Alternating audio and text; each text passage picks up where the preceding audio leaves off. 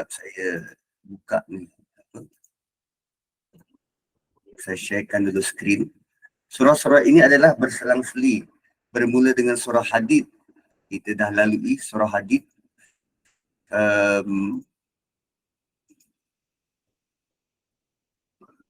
Bermula dengan surah Hadid, kita lalui Hadid. Kemudian surah Mujadilah. Kemudian surah Hasyar, Mumtahanah. Dan hari ini kita nak masuk surah Saf. Surah Saf. Surah Hadid dimulakan dengan Sabbaha. Sabbaha. Begitu juga dengan surah Hasyar dimulakan dengan Sabbaha. Fi'il madhi. Sabbaha. Dan hari ini kita nak tengok surah Saf. Surah Saf juga dimulai dengan Sabbaha. Sabbaha. In the meantime, diselang-seli dengan surah Mujadilah dan surah Mumtahanah. Surah Mujadilah dan surah Mumtahanah. Surah-surah yang dimulakan dengan Sabbaha, surah-surah yang dimulakan dengan Sabbaha,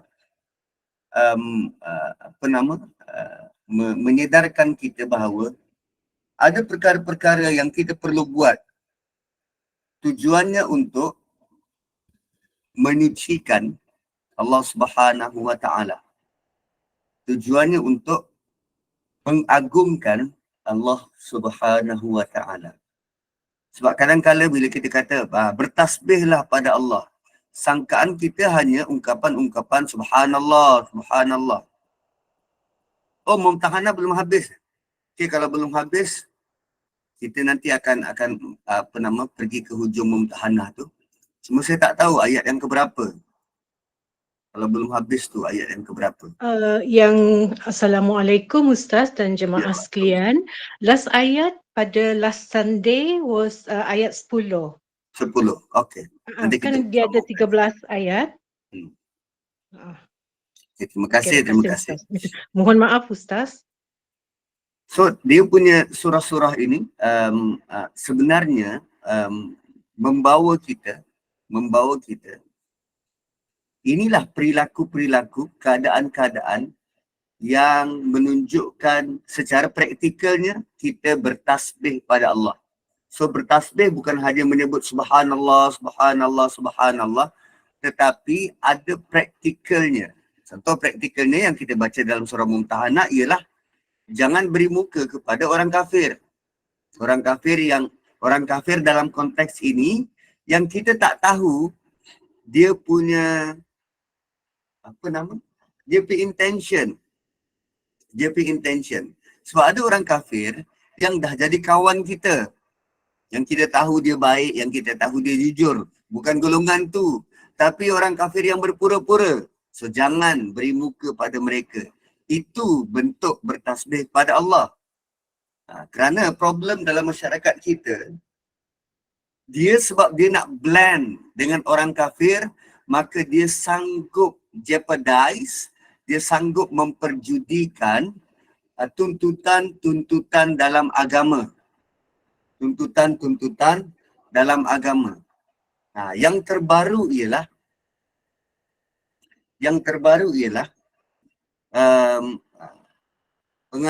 pembelajaran hadis 40. Pembelajaran hadis 40. Okey, kita dapat banyak feedback. KPM nak buat pembelajaran hadis 40 dalam dia punya syllabus. Banyak feedback yang kita dapat dan dapat pula daripada dua belah pihak. Pihak pertama, non-Muslim, pemimpin-pemimpin non-Muslim. Pihak kedua, cendekiawan Muslim. Profesional Muslim. Dan ada antara profesional Muslim ini yang dia menolak idea pembelajaran hadis 40 dengan membawa contoh beberapa hadis. Daripada 40 hadis tu ada beberapa hadis, antaranya hadis yang berkaitan dengan jihad. Hadis yang berkaitan dengan jihad. Itu satu hal lah, hadis berkaitan dengan jihad. Problemnya ialah bila dia ulas hadis tu, dia menggunakan sumber Kristian. Sumber Kristian. Nanti tuan-tuan boleh cek ni di laman web. Answering Islam. Answering Islam.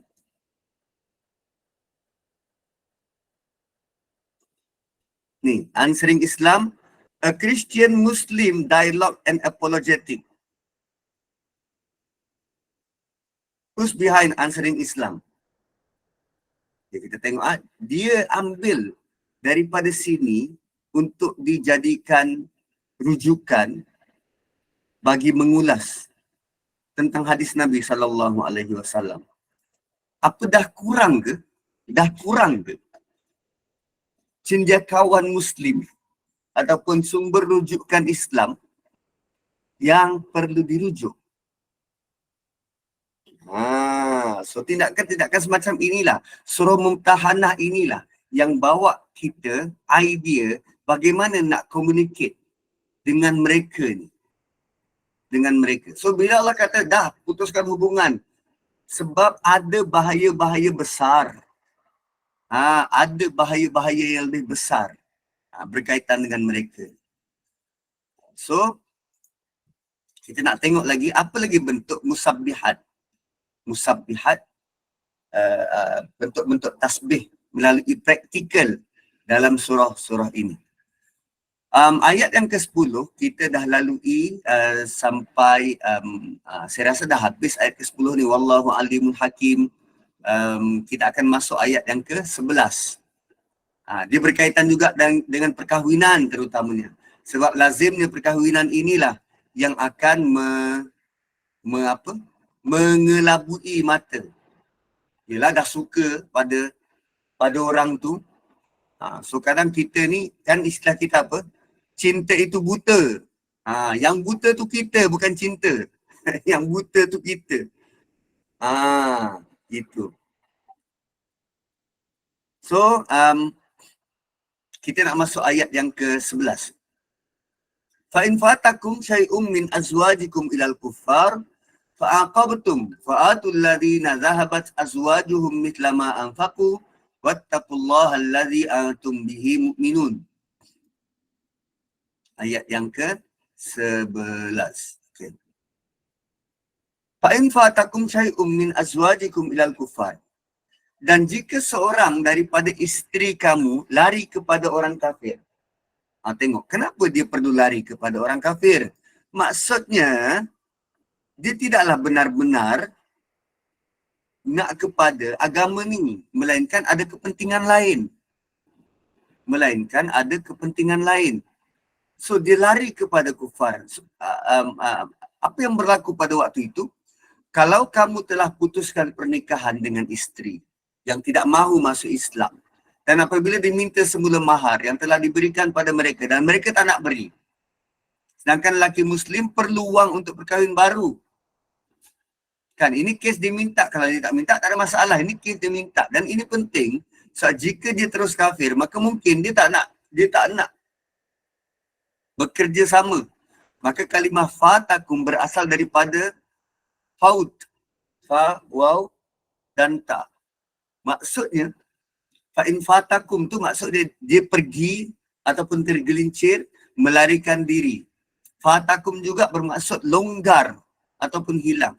Seolah-olah benda tu kita tak mungkin dapat. Jadi Allah beri jalan penyelesaian. Kalau kita tuntut ganti rugi, dia tak nak.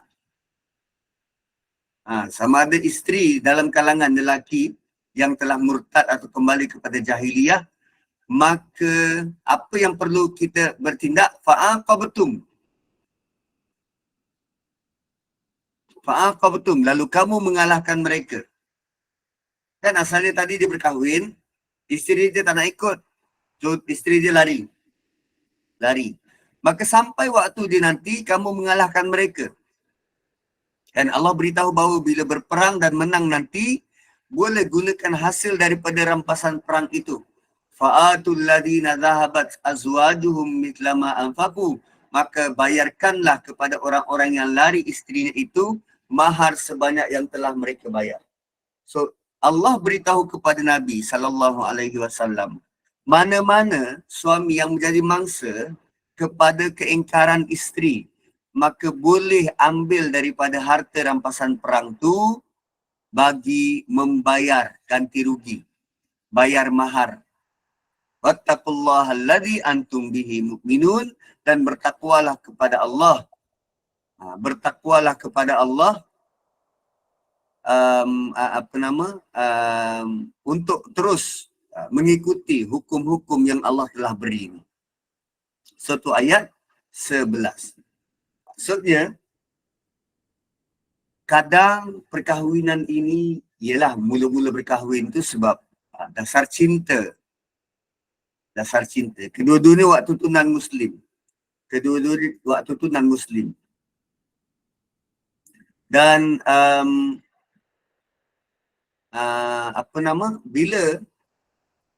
bila salah seorang masuk Islam dan tak tentu jiwa yang seorang lagi sesuai dengan agama ni, lalu bila dia lari, pasangan boleh tuntut ganti rugi, kan? Boleh tuntut harta sepencarian, dalam kes ini mahar. Dia menjadi problem kalau suami yang tuntut. Jadi isteri perlulah bayar.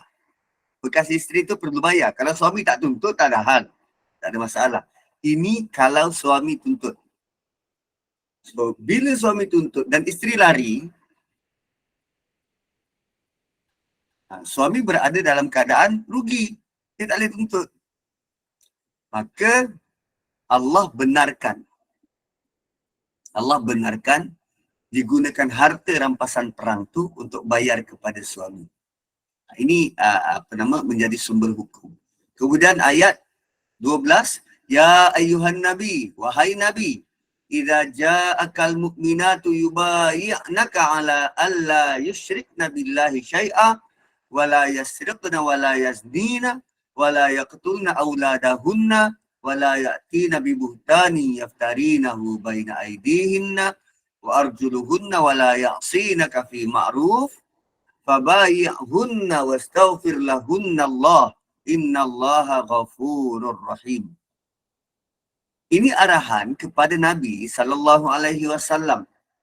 Arahan dan ayat ini merupakan penghormatan kepada golongan wanita. Penghormatan kepada golongan wanita. Dan ayat ini adalah janji setia dengan wanita. Perjanjian, bai'ah dengan wanita. Sebelum ni, banyak kali Nabi menerima bai'ah daripada lelaki. Tapi jarang disebut dalam Quran. Kalaupun disebut dalam bentuk umum, antara lain bai'ah Ridwan dalam suatu perjanjian Hudaibiyah. Bai'atul Ridwan. Begitu. Tidaklah sedetail ini. Dan gambaran ayat ini, saking detailnya menggambarkan betapa Allah sangat beri perhatian, highlight kepada kaum wanita. Mengangkat martabat kaum wanita. Dan bila baginda mengadakan bai'ah dengan wanita, maka kandungan bai'ah itu disebut satu persatu dalam ayat ini. Tak seperti dalam ayat Quran yang lain bila bai'ah pada lelaki. Dan ini juga meng-highlight, menunjukkan betapa hebatnya bai'ah yang baginda adakan dengan para wanita tersebut. So ayat ini dituju pada Nabi SAW. Ya ayuhan Nabi. Sebab baginda yang mengadakan bai'ah pada wanita tu. Kan. Apa bentuk bai'ahnya? Idza ja'akal mu'minatu yubayyi'naka. bila datang kepadamu wanita-wanita yang beriman untuk mengadakan perjanjian, untuk mengadakan janji setia. Dalam ayat sebelum ni, ayat 10, kan ada wanita yang baru datang berhijrah ke Madinah, disuruh interview. Undang-undang immigration kan, disuruh interview. Maka setelah diuji, barulah mereka diambil janji setia. Ikrar. Angkat sumpah, aku janji. Namun dia bukan berkaitan individu, tetapi a group of women, wanita-wanita yang beriman berhijrah daripada Mekah ke Madinah selepas daripada perjanjian Hudaibiyah tu. So bai'ah tu janji taat setia. Dan bai'ah juga sebenarnya menyuburkan rasa kekitaan dalam satu kumpulan, menunjukkan ketaat setiaan. Tu bai'ah. Sebab selepas melakukan bai'ah, kita akan rasa rapat, dekat. Terutamanya, dia bukan sekadar aku beriman, tak. Tapi kita berjanji untuk sama-sama sehidup semati, sama-sama susah, sama-sama senang. Begitu. Kan, sama juga macam nak jadi warga negara, satu-satu negara. Tu, bai'ah. Dan bai'ah kita ialah apa? Rukun negara tu. Itulah bai'ah.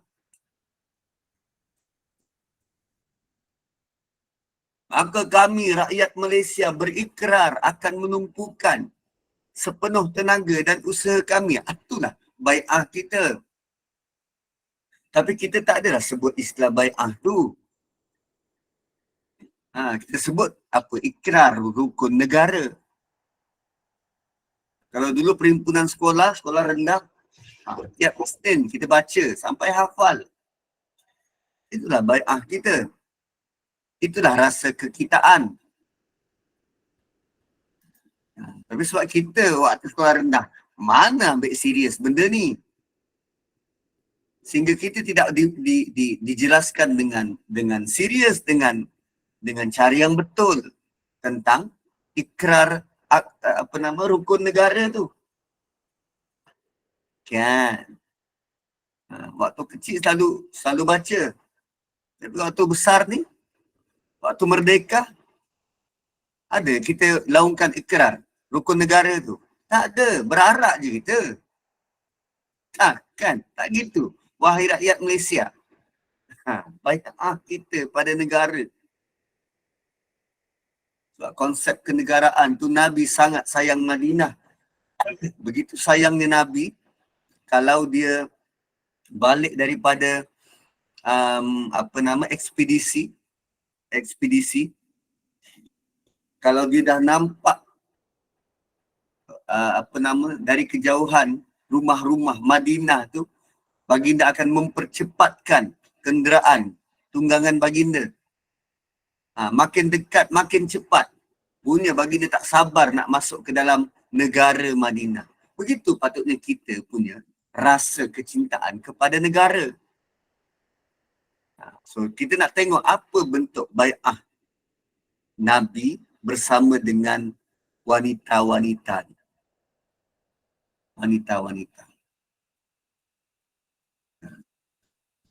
So kandungan bai'ah mereka tu ada 6 perkara.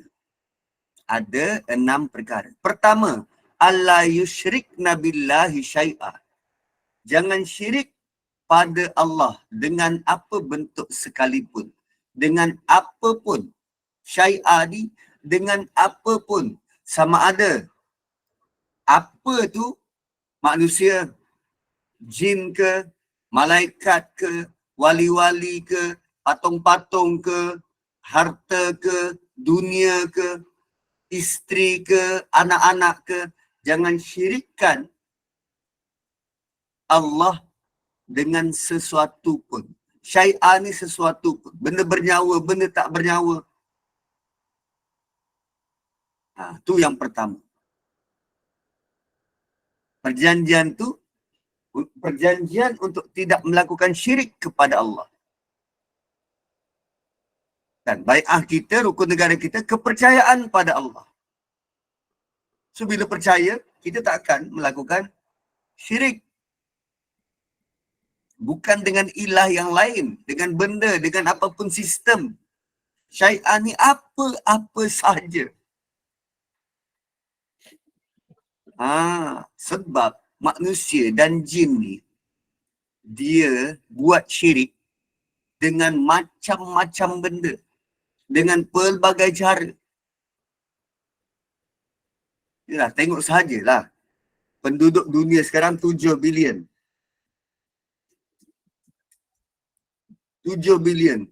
Yang Muslim 1.8 bilion. Bakinya tu orang yang buat syirik. Tuan-tuan. Berapa banyak? Sangat banyak tu syai'ah. Tu syai'ah. Syai'ah ni apa sahaja.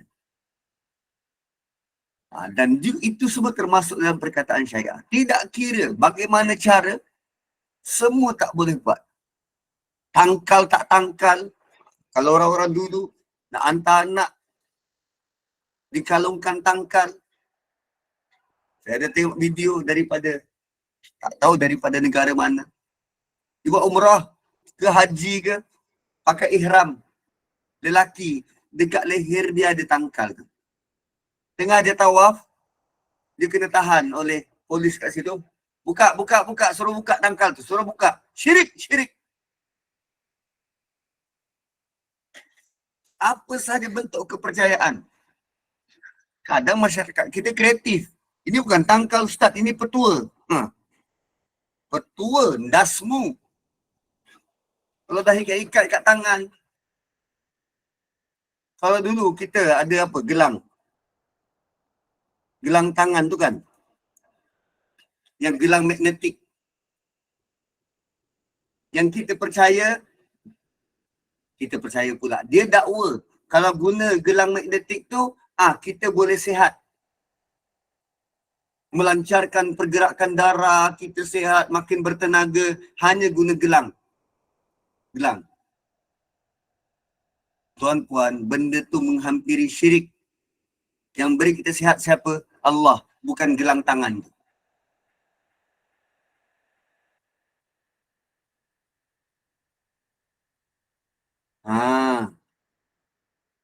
So, bila kita associate suatu perkara dengan nikmat kurniaan Allah, kita perlu berhati-hati.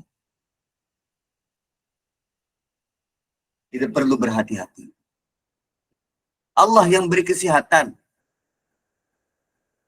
Dia nanti bila dia dah percaya gelang tangan tu yang bagi dia sihat, kalau dia tak pakai, dia akan rasa, ada tak kenalah pada diri aku ni. Sedangkan sama ada dia pakai, tak pakai, sama je. Gitu.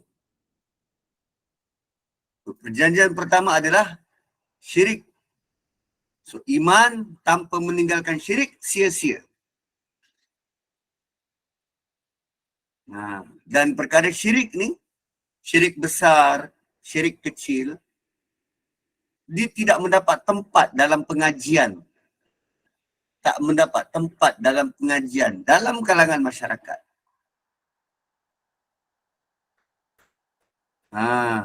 Kan.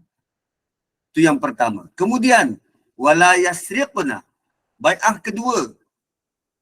Wanita yang baru masuk Madinah tidak akan mencuri.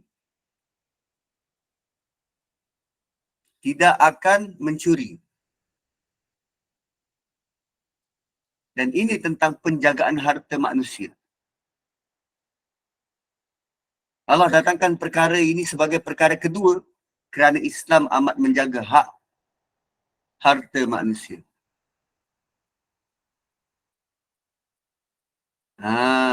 Tu. Tak boleh mencuri. Why? Sebab dia orang luar. Itu jam perempuan tu datang baru masuk Madinah. Dia orang luar. Zikir tu lain. Zikir tu lain. Memang patut kita rasa tak kena kalau zikir. Zikir dia berkaitan dengan hati. Kalau tak zikir tu memang wajar rasa tak kena. Tak baca Quran memang patut rasa ada benda tak kena, ada benda tak kena. Ha. Ha.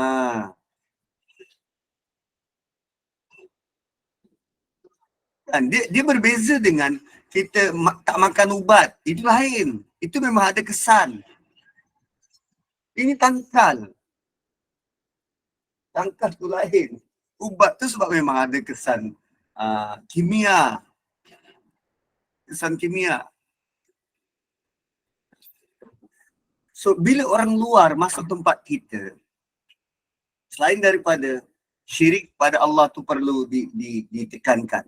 Jangan mencuri. Sebab dia datang mungkin sekali sepinggang, dia datang dalam keadaan susah. So, jangan robek keamanan masyarakat pada waktu itu dengan mencuri. Mencuri. Dan perkara ni sangat berkaitan dengan bai'ah Hindun. Siapa Hindun? Isteri Abu Sufyan. Isteri Abu Sufyan. Hindun, kenal kan? Orang yang makan hati Hamzah tu. Hindun. Akhirnya masuk Islam. Hindun yang sama akhirnya masuk Islam. Tapi Nabi ambil masa untuk boleh bercakap dengan Hindun. Sebab luka lama tu berdarah kembali. Tapi dia masuk Islam. Hindun ni siapa? Isteri Abu Sufyan. Abu Sufyan. So dia tanya pada Nabi SAW, boleh tak dia curi duit suami dia tanpa pengetahuan? Why? Sebab suami dia kedekut. Abu Sufyan ni dia ada perangai macam tu lah. Well, manusia, kita pun kadang ada orang yang dapat suami kedekut. Ada yang dapat isteri kedekut. Dia bagi cukup-cukup je. Minta sikit tak bagi. Tak nak bagi. So Hindun tanya, boleh tak aku curi duit suami aku? Hindun binti Utbah berjumpa dengan Nabi, mengadu perihal suami dia. Dia kata, Abu Sufyan ni lelaki yang kedekut. Dia tak beri nafkah yang cukup untuk aku dan anakku.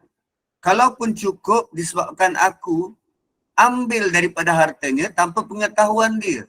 Adakah perbuatanku salah? Kan rupanya ada isteri yang desperate macam tu. Tapi menariknya, dia nak dapatkan endorsement dari Nabi. Dia tidak teragak-agak mengaku dia mencuri depan Nabi.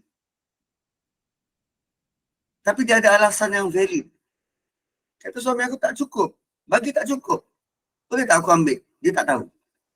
Nabi kata, ambillah daripada hartanya dengan cara yang baik, sekadar cukup untuk engkau dan anakmu. Sekadar cukup untuk engkau dan anakmu. Nabi kata boleh ambil. Tapi ambil dengan cara yang baik. Dia buka wallet suami, ada 50. Kan, 53 keping. Jangan ambil 52 keping. Sekadar cukup untuk kita dan suami dan anak. Ini sampai dia pun tak ada apa tinggal. Kesianlah. Gitu. So, perkara kedua. Perkara ketiga, wala yaznin, dan tidak berzina. Ni kerana wanita tu datang seorang, perlu jaga maruah. Kadang kerana kemiskinan, tak ada apa, maka dia sanggup menggadai bodi. Kan, hutang budi, tergadai bodi. Dan lagi satu, sebab wanita, dia memang terdedah. Terdedah. Kalau dalam surah Ahzab, Allah ada sebut wanita ni, dia bukan sekadar mengelakkan bahaya daripada orang lain. Dia bukan sekadar mengelakkan bahaya dari orang lain. Maksudnya pemakaian jilbab tu supaya mudah dikenali dan supaya bahaya tidak menghinggap. Dia tidak dikenakan bahaya. Tapi ada ulama tafsir yang melihat ayat tu sebagai Allah suruh pakai jilbab. Apa jilbab? Baju yang loose, outer garment. Outer garment. Saya tak tahu, isteri saya selalu guna apa di ayat tu. Yang cardigan. Baju cardigan tu. Kita dah pakai baju kat dalam, dah pakai kain ke seluar, kita pakai cardigan tu. Supaya tak nampak sangat bentuk lekuk-lekuk tu. Tujuannya, Allah kata tujuannya supaya kamu mudah dikenali dan supaya kamu tidak, sama ada kamu tidak dikenakan bahaya atau kamu tidak membahayakan orang lain. Kamu tidak membahayakan lelaki. Itu tujuannya. So yang ketiga, bai'ah yang ketiga ialah wala yaznin. Wala yaznin. Okay, kejap tersalah tekan pula. Okey. Wala yaznin. Kemudian yang seterusnya, yang keempat, wala yaqtulna auladahun. Bermula dengan jangan mencuri kerana miskin. Kemudian jangan berzina, jangan melacur sebab dekat Madinah asalnya memang pot pelacuran yang banyak. So jangan berzina, jangan mencuri, jangan berzina dan jangan bunuh anak. Wala yaqtulna auladahun. Ketiga-tiga ini related each other. Dia tak ada duit, dia mencuri. Tak ada duit, gadai bodi. Dah gadai bodi, kandung. Jangan bunuh anak tu. Wala yaqtulna auladahun. Tidak membunuh anaknya. Kan, Quraisy dulu. Quraisy tak, bangsa-bangsa Badui. Quraisy tak pernah bunuh anak. Kan ada kisah Sayyidina Umar bunuh anak. Itu tak benar. Umar tak pernah bunuh anak dia. Mungkin nama sama kot, tapi Umar yang lain. Ni bukan Umar Khattab tu. Umar Khattab tak pernah bunuh anak. Sebab dia ada anak perempuan dan anak perempuannya hidup. Kahwin pula dengan Nabi. Kalau dulu orang bunuh anak, sekarang ni dia tak suka pada anak perempuan. Ni kalau dia beranak asyik perempuan je, 11 orang perempuan, bingung dia. Mana anak lelaki?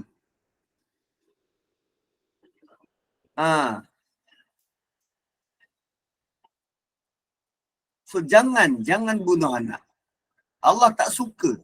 Allah tak suka. Termasuk juga pengguguran. Sama ada anak tu halal ataupun sebab zina. Allah tak suka pengguguran tu. Tu bunuh. Hukumnya haram. Kecuali ada sebab-sebab. Dan tu perbincangan ulama fiqh. Panjang lebar diulas. Kemudian wala ya'tina bibuhtani yaftarinahu baina aidihinna wa arjulihinna. Jangan dusta. Tidak akan berbuat dusta yang mereka ada-adakan antara tangan dan kaki mereka. Apa ni? Perkataan yang perlu kita lihat ialah ni. Buhtan. Jangan gosip. Undurlah elok-elok Puan Hanim. Jangan bergosip. Tu buhtan. Slander. Tidak memulakan sebarang skandal atau gosip. walau di mana saja mereka berada. Buhtan juga bermaksud kata-kata dusta atau fitnah atau sumpah palsu. Dan ini disebut banyak ayat dalam Quran. Sebab perkara ni boleh menyebabkan hati manusia lain sakit atau dia rasa inferiority, kompleks, rendah hati.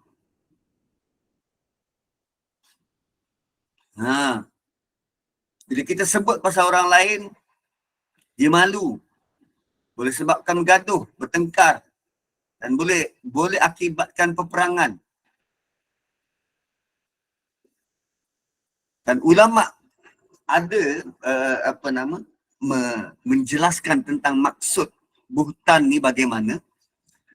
Ada yang kata seorang wanita telah berzina dan menyebarkan berita palsu. Sebab wanita dia suka bercerita. Kita tak kata wanita suka bergosip. Wanita ni dia suka bercerita. So sewaktu bercerita itulah syaitan akan beri idea-idea. Rencah untuk sedapkan cerita.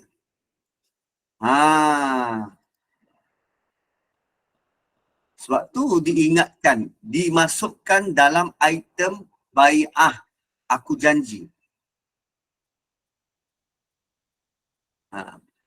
So maksud pertama tadi, wanita tu berzina dan sebarkan berita palsu. Maksud kedua, wanita yang telah berzina dengan lelaki selain dari suaminya sehingga melahirkan anak haram. Namun dia mengatakan anak yang lahir, anak suami dia. Itu buhtan. Itu maksud buhtan, pendustaan besar. Suami dia kerja offshore, lama tak jumpa, balik-balik isteri dia ngandung. Lepas tu, kan kita lama tak jumpa. Abang dah lupa ke? Ini anak abang lah. Waktu abang paling last 3 bulan lepas, 6 bulan lepas balik. Berzina dengan lelaki lain, dia ngandung, lepas tu kata, ini anak suami dia. Ini penipuan yang paling besar. Dan Ibn Abbas kata bahawa makna buhtan ialah janganlah mereka menisbahkan anak mereka kepada selain ayah mereka. Ada sebuah hadis dari Abu Hurairah. Siapa saja wanita yang masuk ke dalam kaum yang bukan dari kalangan mereka, maka dia bukan daripada Allah dalam suatu pun dan Allah tidak akan memasukkannya ke dalam syurga. Dan siapa yang mendustakan anaknya sedang dia memandang kepadanya, Allah akan menutupinya daripadanya dan mendedahkannya di hadapan ketua-ketua yang terdahulu dan yang terakhir. Satu hadis. Kenapa ada sebut antara kaki dan tangan? Memadai sebenarnya walayak Nabi buhtan. Jangan sebarkan berita dusta, jangan bergosip. Settle. Tapi panjang pula. Siap sebut tentang baina aidihinna wa arjulihinna. Kan kenapa sebut kaki dan tangan? Sebab Allah nak ingatkan kaki dan tangan itulah yang akan jadi saksi. Kaki dan tangan itulah yang akan jadi saksi. Bila kita sebut tuan-puan, anggota badan yang mana yang direct impact dengan sebutan kita? Tangan dan kaki ni. Sebab mulut kita mengalir ke depan tu, tangan dan kaki kita yang mendengar. Ustaz, cerita Nabi dalam YouTube tu benar ke? Boleh kita percaya? Nabi yang mana? Cerita yang mana? Yang tu kena spesifik lah. Kalau boleh share dia punya link, kita bolehlah tolong check. Kalau ragu-ragu, try double check. Google cari. Cerita yang macam mana? Nabi yang mana? Itu. So, Next, wala ya'sinaka fi ma'ruf, dan tidak menderhakaimu ya Rasulullah dalam urusan yang baik. Bila berjanji, mereka berjanji akan taat pada Rasulullah dan tidak akan menderhakai baginda dalam arahan-arahan baginda. Tadi, sebelum ini, perkara-perkara yang diarahkan ialah jangan. Sekarang ni disebut pula apa yang perlu dibuat. Mula-mula kan jangan syirik, jangan mencuri, jangan berzina, jangan bunuh. Sekarang ni apa yang perlu dibuat? Taat perintah Allah.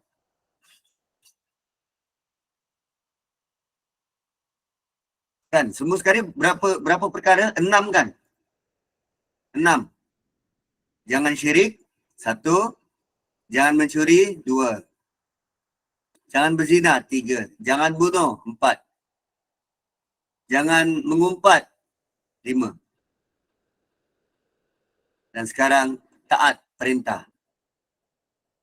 Jangan maksiat tu maksudnya taat perintah. Apa yang perlu dibuat? Taat perintah.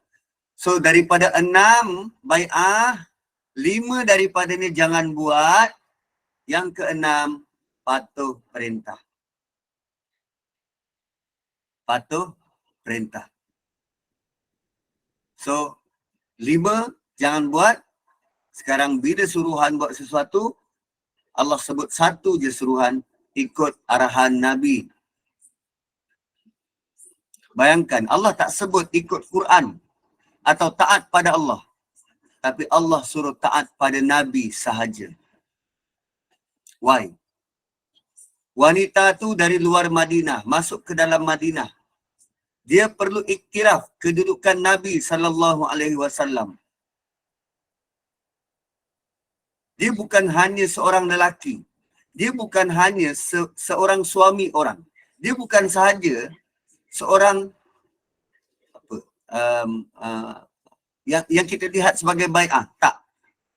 Wanita tu perlu kenal kedudukan Nabi.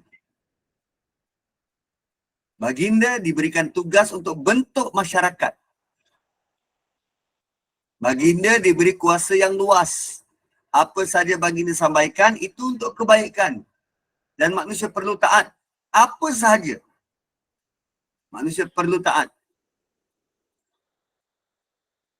Sebab ketaatan pada Nabi akan menghasilkan ketaatan pada Allah. Sebab baginda bawa amanah dari Allah. Sebab tu bila ada golongan yang terlalu bodoh sampai boleh terima ajaran anti hadis. Mereka kata mereka boleh ambil arahan dari Quran tanpa hadis. Maka bagaimana dengan ayat ni? Kan? So ini juga mengajar bahawa hadis, sunnah Nabi itu sumber hukum. Dia bukan sumber hukum kedua, tak, dia sumber hukum utama. Bukan hanya Quran, tapi sunnah, hadis tu.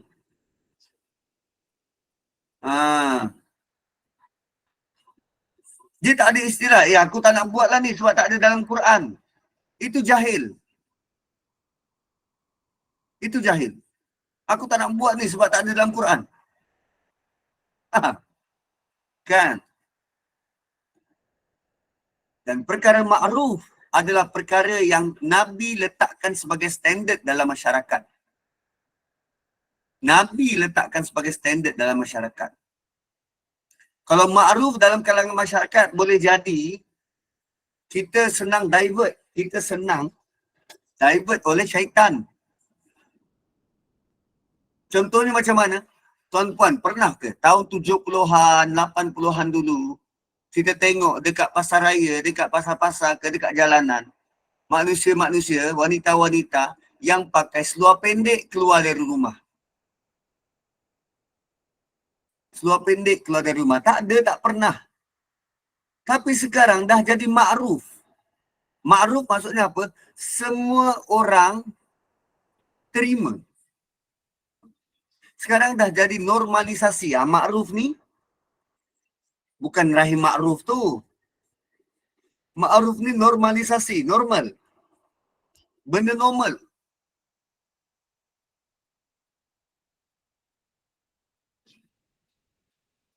Orang Cina dulu pun tahu malu. Saya ramai kawan Cina dulu sekolah rendah. Dia pakai baju pinafore. Tapi dia akan cari baju pinafore yang lebih labuh. Saya dulu sekolah St. Agnes di KAS.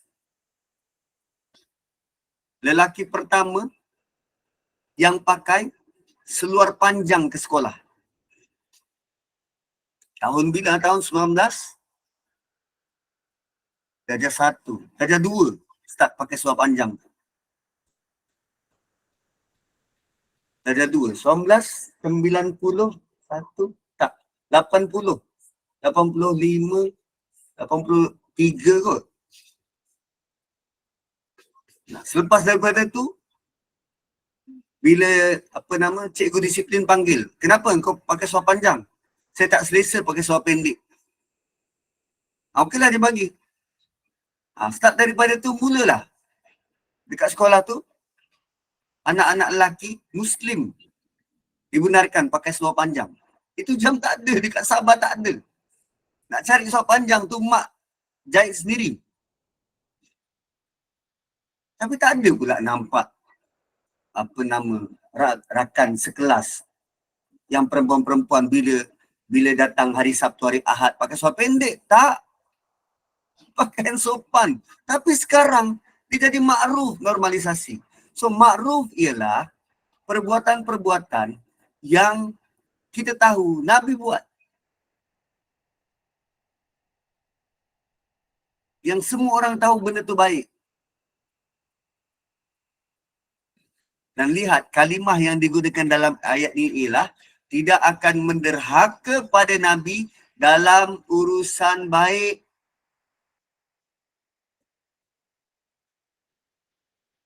Maksudnya, taat pada Nabi ada syarat. Hanya dalam urusan baik. Sebab jika Nabi suruh, na'udzubillah, jika Nabi suruh buat benda salah, kita tak boleh taat. Nabi takkan suruh buat benda salah. Tetapi Allah bagi tahu. Kalau nak ikut Nabi, kena lihat sama ada benda tu baik atau tidak. Bayangkan itu ikut Nabi. Apalagi kalau ikut arahan manusia. Dia bukannya alasan, dah dia suruh nak buat macam mana, aku ikut je lah. Dah dia suruh nak buat macam mana, aku ikut je lah. Suka-suka engkau. Timbang dululah arahan tu baik ke tak.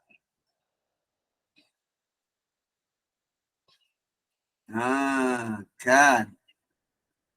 So ada yang salah faham, yang kata kena taat pada pemerintah seperti mana taat pada Rasul. Ya, betul taat pada pemerintah seperti taat pada Rasul. Tapi hanya pada perkara baik. Dia bukan absolut. Dalam taat, hanya boleh perkara yang makruf sahaja. Tidak boleh taat membuta tuli. Suatu baginda menjadi sumber hukum. Sebuah hadis Ummaymah binti Raqiqah. Aku berbai'ah kepada Rasulullah sallallahu alaihi wasallam dengan wanita. Maka kami diajarkan semampu dan mampu.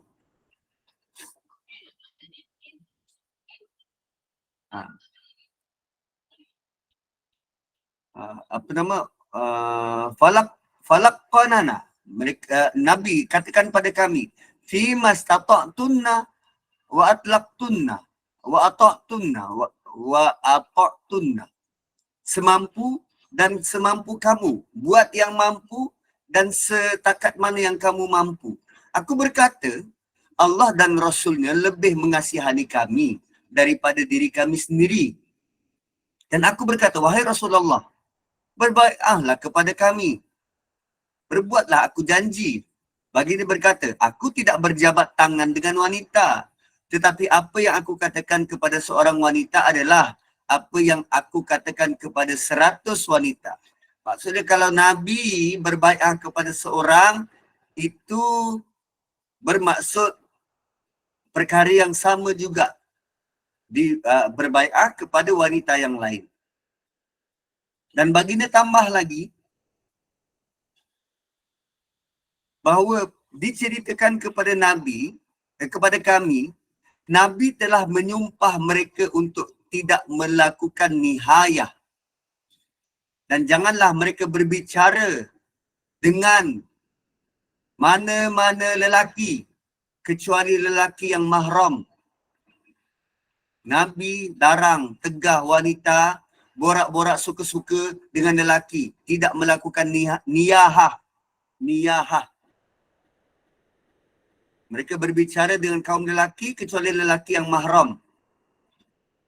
Maka Abdurrahman Auf bertanya, "Wahai Rasulullah, sungguh kami sering mempunyai tamu-tamu, sedangkan kami sering meninggalkan isteri-isteri kami." Maka Nabi jawab, "Bukan mereka yang aku maksudkan, bukan mereka yang aku maksudkan." Kalau tetamu tu okeylah, dia ada apa nama? Dia ada alasan, tapi ini small talk. Small talk. Tak ada apa-apa, borak-borak, gelak-gelak. Dan fabai'hunna, maka terimalah janji setia mereka. Bila ini ada di pihak aku janji, maka fabai'hunna, kalau begitulah wanita berjanji pada Nabi, maka Allah kata, terimalah janji setia mereka. Dan kena ingat, perjanjian itu antara wanita dan Rasulullah sallallahu alaihi wasallam. Wastaghfir lahunna. Kesan daripada bai'ah itu, Allah arahkan Nabi, mohon ampun kepada Allah untuk mereka. Mohon ampun kepada Allah untuk mereka. So lazimnya kalau kita buat aku janji, apa tugas pemimpin? Apa tugas negarawan? Kita ungkapkan rukun negara dekat perhimpunan sekolah. Apa tugas cikgu-cikgu waktu tu? Cikgu tu perlu mendoakan anak-anak. Ya, termasuk dalam phone. Cikgu tu patutnya mendoakan anak-anak, mohon keampunan pada Allah bagi pihak mereka. Innallaha ghafurur rahim. Itu adab. Dan bagaimana kita buat aku janji dan akad sumpah. Kan baru-baru ni selepas PRN, orang buat aku janji, YB dekat Ahli Dewan Undangan Negeri, akad sumpah. So speaker Dewan buat apa? Apa komen speaker Dewan? So adab ni ialah speaker Dewan perlu mendoakan keampunan bagi pihak mereka. Ya Allah, ampunkanlah mereka yang berbai'ah ni. Pandulah mereka yang berbai'ah ni. Tapi kita ikut ke adab dan adat ini? Tak. Kita sibuk ambil gambar. Kita sibuk update status. Kita sibuk kata, maka hari ini kami sah jadi YB. Jangan begitu. So, next week, kita akan sambung lagi ayat terakhir. Dan kalau habis ayat terakhir ni, kita sambung surah Shaf.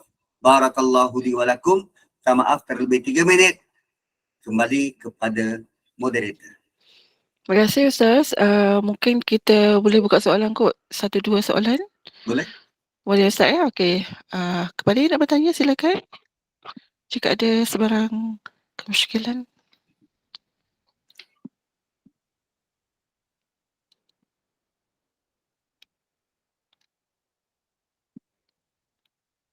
Okey, nampaknya tak ada soalan, sudah jelas tak ya?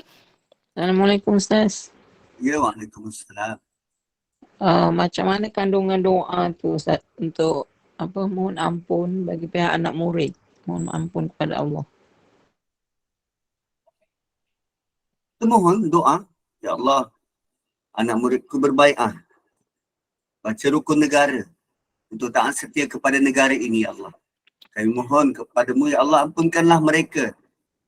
Terimalah amalan mereka. Kan kita lazim minta ampun bagi pihak mak bapak kita. Rabbighfir lana wa liwalidina warhamhum kama rabbawna shighara. Masukkan doa kita tu ingatan pada mereka, minta Allah ampunkan mereka. Itu maksud kita minta ampun bagi pihak mereka. Dan selain daripada kita harapkan anak kita yang berdoa minta ampun pada Allah bagi pihak kita, maka kita suami isteri perlu juga melazimi minta Allah ampunkan dosa anak dan isteri kita. Anak dan isteri kita. Ataupun suami kita. Terima kasih Ustaz. Sama-sama. Ya, Puan Zainab, angkat tangan. Ya, Assalamualaikum Ustaz. Waalaikumsalam. Saya nak tanya, hari Sabtu 16 September ni, kami guru kelas nak buat reunion, jadi bercampur gaul dengan lelaki tu macam mana Ustaz? Okey, reunion, Ha, sebab kita nak mengimbau kembali kenangan-kenangan silam. ya. Okey. Ada banyak reunion yang kita buat. Namun, reunion tu tak salah. Yang salah sebab kita tidak menguruskannya dengan baik dan betul. So, apa aktiviti yang dibuat waktu reunion? Apa aktiviti? Kalau sekadar jumpa makan-makan, borak-borak tanpa dipandu, saya khawatir benda tu akan jatuh daripada hukum harus kepada hukum haram. Sebab dia sama ada cinta lama boleh berputik kembali ataupun kita sambung gosip lama dengan gosip baru. Sebab tidak diurus dengan baik dan betul. Apa kata kalau kita reunion sesama rakan kelas, kita jemput guru-guru kita. Guru-guru kita minta diberi tausiah, nasihat. Kalau sama-sama dah tua, kita jemput pula anak-anak murid. Kita jemput orang yang boleh beri nasihat. Mufti ke, adakan sesuatu. Baca Yasin bersama-sama, doakan rakan yang telah pergi ke. Bukan hanya sekadar makan-makan, jumpa-jumpa borak-borak, tak. Bawa, sebab kadang-kadang bila sebut reunion ni, pasangan tak berminat nak ikut sebab dia akan jadi kena sumbang. Gitu. Bawa sesuatu untuk mengingatkan kehidupan sekarang dan kehidupan akan datang. Kan. So at least buatlah sesuatu aktiviti yang memberi kesedaran kepada semua. Sebab syaitan dia tidak pernah penat untuk mengajak kita buat benda yang mungkar. So tuan-puan, saya ada kelas 8.30 sebenarnya. Saya kena berhenti dulu untuk pergi ke kelas yang lagi satu. Maaf semua. Baik, terima kasih Ustaz penjelasannya. Jadi sekolah kepada Ustaz Muhammad Nazri. Demikianlah penjelasan atas perkongsian ilmu yang ditadabbur surah Al-Mumtahanah dari ayat 11 hingga ayat 12 ini. InsyaAllah kita akan bersambung lagi pada ayat terakhir, ayat 13 minggu depan. Dan semoga ianya memberikan kefahaman dan mengambil berah daripadanya mengenai perempuan yang diuji imannya ini.